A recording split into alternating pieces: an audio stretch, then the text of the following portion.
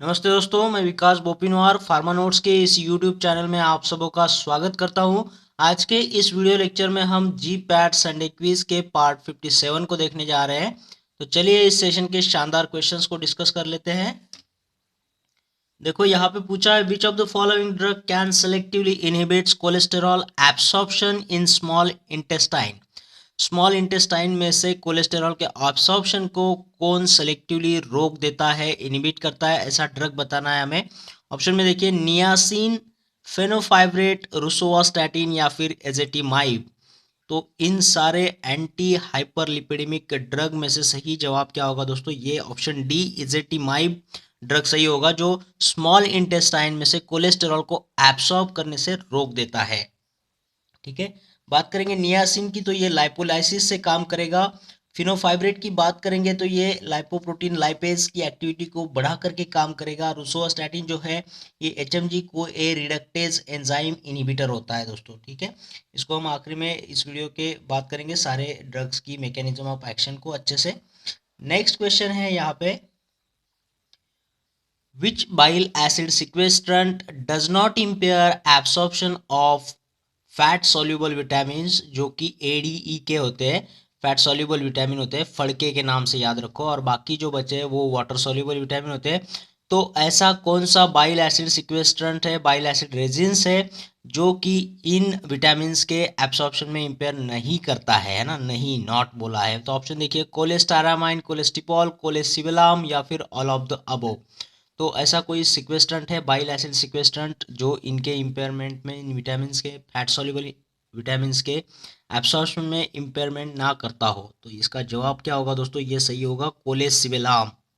ठीक है, ये बहुत इंपॉर्टेंट क्वेश्चन है दोस्तों, इसको ध्यान में रख लेना। कोलेसिबलाम जो है ये इनके एब्सॉर्प्शन में कोई इम्पेयरमेंट नहीं करता है फैट सॉल्युबल विटामिन के। नेक्स्ट क्वेश्चन है, which of the following bile acid sequestrant is cation exchange resin। Bile acid sequestrants में से कौन सा ड्रग है जो कैटायन एक्सचेंज रेजिन होगा? ऑप्शन में देखो, कोलेस्टारामाइन, कोलेस्टिपॉल, कोलेसिबेलाम, ये तीनों के तीनों क्या है? बाइल एसिड सिक्वेस्ट्रेंट है। यहाँ ऑप्शन में देखिए डी जो है नन ऑफ द अबो दिया है। तो कौन सा कैटायन एक्सचेंज रेजिन होगा यहाँ से? तो मैं आपको बता दूं, ये जो सारे तीनों ड्रग यहाँ पे आपको दिख रहे हैं, ये पूरे के पूरे एनायन एक्सचेंज रेजिन होते हैं दोस्तों। ठीक है, एनायन निगेटिवली चार्ज। ठीक है, तो ये अनायन एक्सचेंज रीजन होते हैं, निगेटिव पार्ट को ये ज्वाइन करते हैं। तो यहाँ से सही जवाब होगा दोस्तों option D, none of the above. कोई भी इसमें से कैटायन एक्सचेंज रेजिन नहीं है, सारे के सारे अनायन एक्सचेंज रेजिन है दोस्तों। ठीक है, ये bile acid negative charge bile acids को ये बाइंड करते हैं, कॉम्प्लेक्स बना लेते हैं दोस्तों। नेक्स्ट क्वेश्चन है यहाँ पे, जेम्फीब्रोजिल इज अ डेरिवेटिव ऑफ। जेम्फीब्रोजिल कौन से एसिड का डेरिवेटिव होगा? ऑप्शन देखो, fumaric acid, nicotinic acid, folic acid या फिर फाइब्रिक एसिड। तो जेम्फीब्रोजिल का सही जवाब होगा दोस्तों ऑप्शन डी, ये फाइब्रिक एसिड के डेरिवेटिव होते हैं, जिसे आइसोब्यूटेरिक एसिड भी बोला जाता है। आइसोब्यूटेरिक एसिड को याद रखिएगा। ठीक है, जेम्फीब्रोजिल ये फाइब्रेट्स में आता है ना, फिनोफाइब्रेट, जेम्फीब्रोजिल, क्लोफाइब्रेट जैसे ड्रग जो है फाइब्रेट कैटेगरी में आएंगे, एंटी हाइपरलिपिडेमिक ड्रग के। चलिए नेक्स्ट क्वेश्चन की तरफ बढ़ेंगे। देखो पूछता है, intense cutaneous flush is the most common side effect of. किसका साइड इफेक्ट है, ज्यादातर किसके साथ में देखा जाता है? देखो यहाँ पे सिमोस्टैटिन, नियासिन, फाइब्रेट और एजिटिमाइब जैसे ऑप्शन दिए, तो इसमें से सही जवाब होगा दोस्तों ये ऑप्शन बी, नियासिन, जिसे विटामिन B3 भी बोला जाता है ना। तो इसके जो कॉमन साइड इफेक्ट है वो इंटेंस क्यूटेनियस फ्लश है, और इस फ्लश को रोकने के लिए एस्पिरिन भी दिया जा सकता है ट्रीटमेंट के तौर पर। ये प्रोस्टाग्लैंडिन्स की वजह से होता है, तो एस्पिरिन इसमें राहत दिलाता है दोस्तों। ठीक है, नेक्स्ट क्वेश्चन की तरफ बढ़ते हैं। देखो बोला है, lovastatin and simvastatins are lactones that are hydrolyzed to active drug which is. देखो लावास्टैटिन एंड सिमोस्टैटिन ये स्टैटिन ड्रग है, एचएमजी को रिडक्टेज इनहिबिटर। तो ये एक लैक्टोन्स होते हैं, जो कि ये इनएक्टिव फॉर्म में होता है, लेकिन एक्टिव फॉर्म में जाने के लिए इसको हाइड्रोलाइज होना पड़ता है इस रिंग को। तो ये हाइड्रोलाइज होकर के जब एक्टिव फॉर्म बनता है तो कौन से फॉर्म में आएगा? ऑप्शन देखो, एसिड फॉर्म में आएगा, न्यूट्रल फॉर्म में, बेस फॉर्म में, या फिर एम्फोटेरिक फॉर्म में आएगा दोस्तों। तो ये लैक्टोन्स जब हाइड्रोलाइज होते हैं तो ये एसिड फॉर्म में आएगा, ठीक है। तो ऑप्शन ए सही करना है, एसिड फॉर्म। नेक्स्ट क्वेश्चन की तरफ बढ़ते हैं। देखो पूछा है, the most common side effect of anti hyperlipidemic drug therapy is. देखो कोई अगर पेशेंट एंटी हाइपरलिपिडेमिक में से ड्रग ले रहा है तो उसके साथ में कौन से कॉमन साइड इफेक्ट देखने मिलते हैं वो बताना है। ऑप्शन में देखिए, increase blood pressure, gastrointestinal disturbances, neurological problems, या फिर हार्ट प्रॉब्लम। तो सही जवाब क्या होगा दोस्तों? देखो एंटी हाइपरलिपिडेमिक ड्रग थेरापी के साथ में ज़्यादातर गैस्ट्रो इंटेस्टाइनल डिस्टर्बेंसेस देखे जाते हैं, जीआई डिस्टर्बेंसेस, ठीक है। और हाँ दोस्तों, हमारे फार्मा नोट्स की जो पीडीएफ लाइफ टाइम मेंबरशिप है, इसको आज ही ज्वाइन करना है आप लोगों ने बाय कंट्रीब्यूटिंग 2000 रुपीज़ हमारे चैनल के लिए। जैसे ही आपका कंट्रीब्यूशन हो जाता है, आपको हमारे प्राइवेट टेलीग्राम चैनल से लिंक किया जाएगा, जहाँ पे आपको ये सारा का सारा मटेरियल पीडीएफ के फॉर्म में मिलता रहेगा दोस्तों। और ये कंट्रीब्यूशन आप कर सकते हो कोई भी ट्रांजैक्शन ऐप से, जैसे पेटीएम, फ़ोनपे या फिर गूगल पे से, हमारे इस मोबाइल नंबर को यूज़ करके 8087339648 पर, ठीक है। तो जल्द से जल्द इस मेंबरशिप को भी आप लोगों ने ज्वाइन करना है, ताकि इस मटेरियल को इस्तेमाल करके आप एग्ज़ाम के पहले रिवीजन भी लगा सके और ज़्यादा से ज़्यादा स्कोर कर सके दोस्तों। और ट्रस्ट मी, मैं भी आपके लिए यहाँ पे बहुत सारे वीडियोस लेकर के आऊँगा, ताकि आपको बहुत सारी हेल्प हो। चलो अगले क्वेश्चंस की तरफ बढ़ते हैं। देखो पूछा है, नियासिन इज देखो इसका केमिकल नेम बताना है नियासिन का। नियासिन केमिकली क्या है?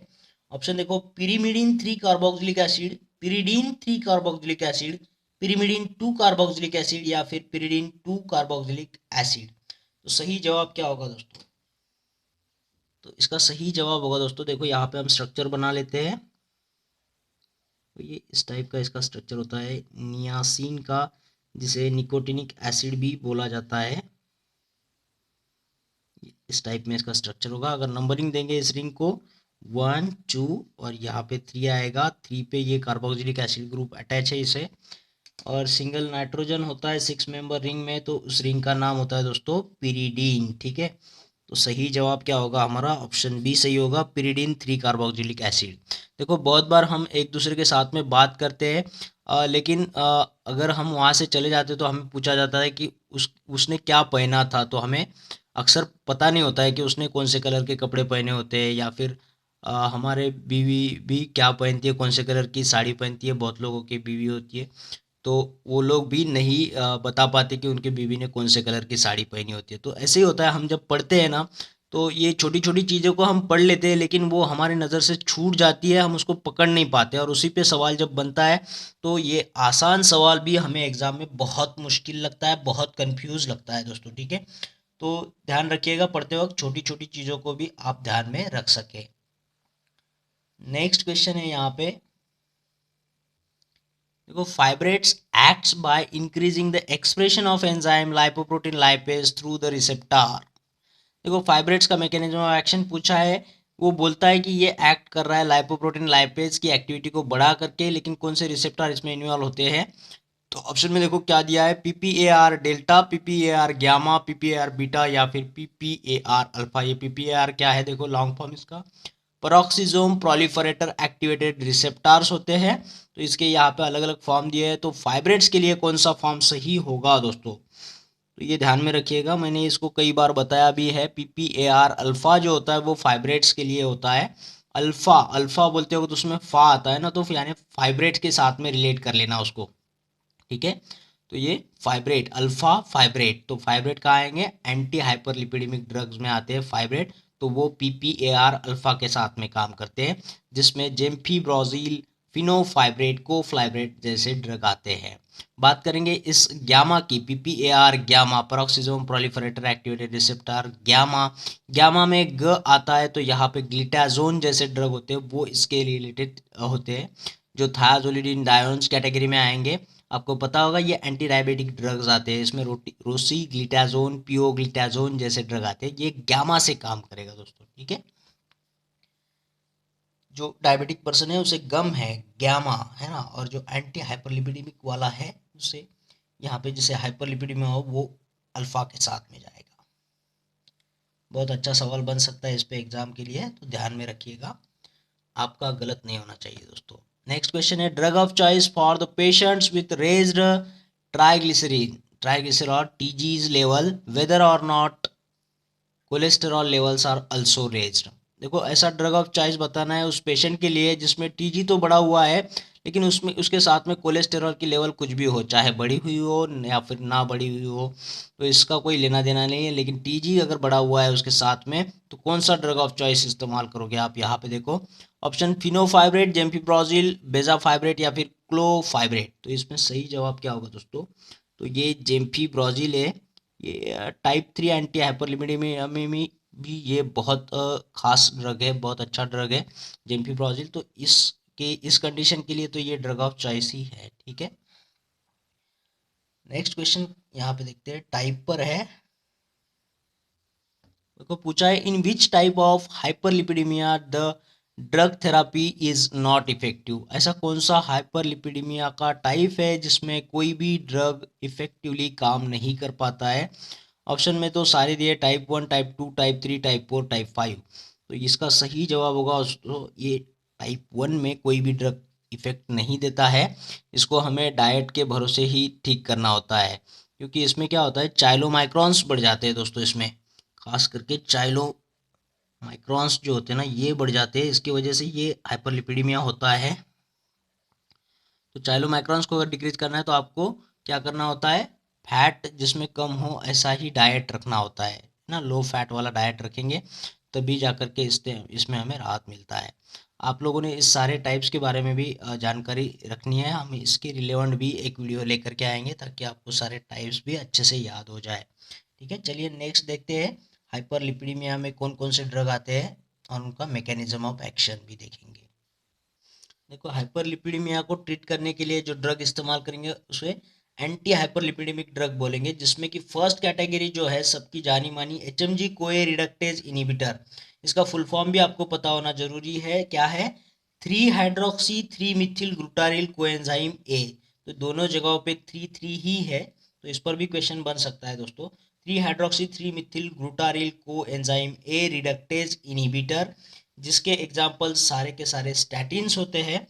देखिए, यहाँ हर एग्जाम्पल के सफिक्स में आपको स्टैटिन्स दिख रहा है, रोसुआस्टैटिन, अट्रोआस्टैटिन, सिमुआस्टैटिन, लोआस्टैटिन जैसे ड्रग यहाँ पे आएंगे।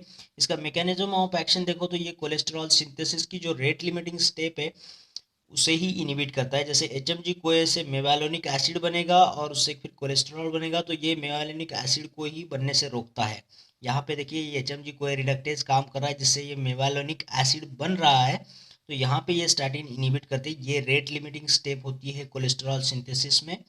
तो आपको दोनों इस पे सवाल बन सकता है कि रेट लिमिटिंग स्टेप पर भी बनेगा या फिर मेवालोनिक एसिड पर भी बन सकता है दोस्तों, ठीक है।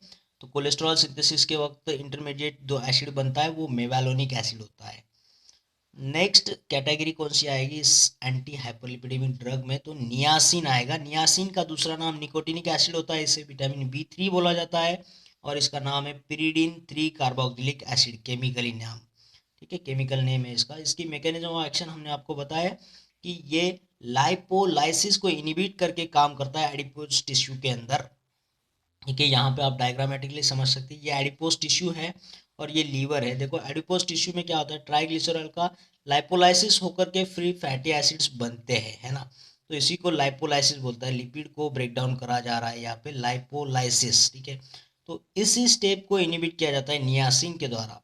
अगर नियासिन इसको इनिबिट नहीं करता है तो ये लाइपोलाइसिस होकर के फ्री फैटी एसिड जो है लीवर में आएंगे, लीवर से फिर टीजीज बनेगा, ट्राइग्लिसरॉल, उससे VLDL बनेगा, फिर LDL का लेवल बढ़ता रहेगा और इससे हाइपरलिपिडीमिया केस बढ़ता जाएगा दोस्तों। तो यहाँ पे इसको स्टॉप किया जाता है, एडिपोज टिश्यू के अंदर नियासिन के द्वारा ये लाइपोलाइसिस को रोका जाता है, ठीक है। तो नियासिन की मैकेनिज्म ऑफ एक्शन क्या हुई, ये inhibits the lipolysis in adipose tissue.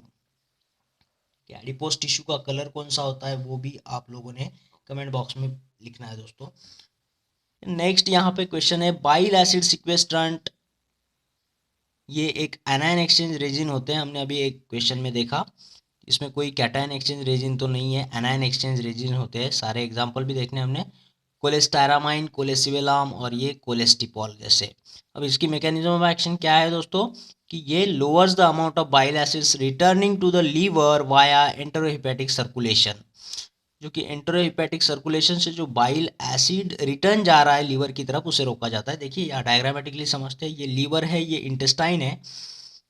Liver में क्या होता है, कोलेस्टेरॉल से बाइल एसिड बनेगा और ये बाइल एसिड क्या होता है, ये आएगा इंटेस्टाइन में और एंटेरोहिपेटिक पाथवे से फिर से ये बाइल एसिड यहाँ अंदर जाएगा लीवर के। ठीक है, देखिए आ रहा है और जा भी रहा है, लेकिन जैसे ही हम ये ड्रग लेते हैं बाइल एसिड सिक्वेस्ट्रन, जैसे ही लेंगे ये इंटेस्टाइन में जब आता है तो ये बाइल एसिड के साथ में कुछ कॉम्प्लेक्स बना लेता है ना।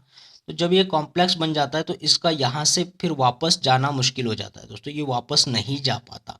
तो इसी को ये एंटेरोहेपेटिक सर्कुलेशन जो है इस मार्ग को ये बंद कर देता है, जिसकी वजह से लीवर को ये उसके पास जो बचा हुआ कोलेस्टेरॉल है उससे ज़बरदस्ती बाइल एसिड बनाना पड़ता है। तो कोलेस्टेरॉल की लेवल यहाँ पे क्या हो रही है, कम हो रही है, क्योंकि हमने क्या दिया है, ये रेजिन्स दे दिए, बाइल एसिड सिक्वेस्ट्रन दे दिए, तो इसकी वजह से कोलेस्टेरॉल का लेवल क्या हो रहा है, कम हो रहा है। ठीक है, इसी के लिए ये एंटी हाइपरलाइपिडेमिक ड्रग्स में इस्तेमाल किया गया है इनको। नेक्स्ट है फाइब्रेट्स कैटेगरी को देखेंगे। देखो फाइब्रेट्स जो होते हैं फाइब्रिक एसिड के डेरिवेटिव, जिसे आइसोब्यूटेरिक एसिड भी बोला जाता है। एग्जांपल भी देख लिए, फिनोफाइब्रेट, कोलोफाइब्रेट, जेम्फिप्रोजिल जैसे ड्रग आते हैं इसमें। और हमने देखा कि ये क्या करता है, पीपीएआर के अल्फा, फा यानी फाइब्रेट है ना, बोला था हमने।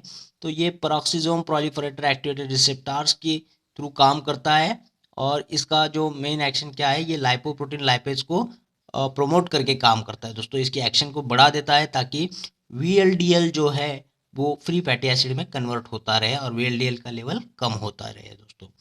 और ये लाइपोप्रोटीन लाइपेज को यहाँ पे याद रखिएगा। फाइब्रेट्स के साथ में कैसे याद रखोगे, फिमरीली, हमने सुना होगा वर्ड ये आपने, फिमरीली, तो ये ली का डबल एल को याद रखिएगा, ये लाइपोप्रोटीन लाइपेज के साथ में। तो यहाँ पे फिमरीली बोलना हमें अच्छा लग रहा है, तो ये अच्छा इफेक्ट आएगा लाइपोप्रोटीन लाइपेज के ऊपर। तो इसकी एक्टिविटी यहाँ पे बढ़ करके VLDL का कन्वर्जन फ्री फैटी एसिड में होता रहेगा और VLDL का लेवल कम होता रहेगा दोस्तों। तो हमें इससे एंटी हाइपरलिपिडेमिक इफेक्ट मिलता रहेगा।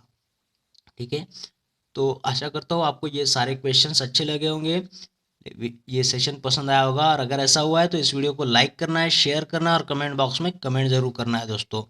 उन लोगों से मेरी गुजारिश है जिन लोगों ने चैनल को अभी तक सब्सक्राइब नहीं किया है, चैनल को सब्सक्राइब कर देना है, उसके बाद आने वाले बेल आइकन को क्लिक करना है दोस्तों, और ऑल बटन को भी दबाना है। इससे होता क्या है कि आने वाले हर एक वीडियो का नोटिफिकेशन आपको मिलते रहता है और आपको यूं ही लाभ होता रहेगा दोस्तों। ठीक है, तो फिर मिलते हैं एक और बेहतरीन वीडियोस के साथ में, तब तक के लिए थैंक यू।